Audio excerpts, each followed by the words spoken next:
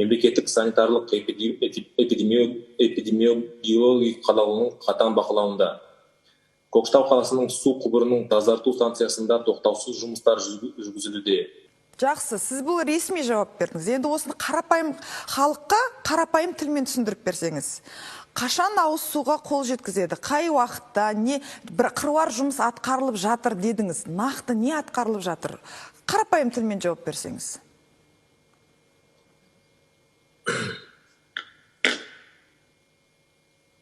Қазіргі таңда осы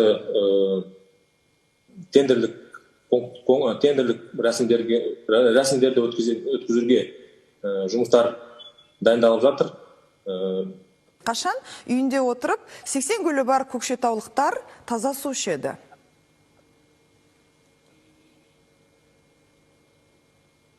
Біржан Мырза, экранға қарасаңыз.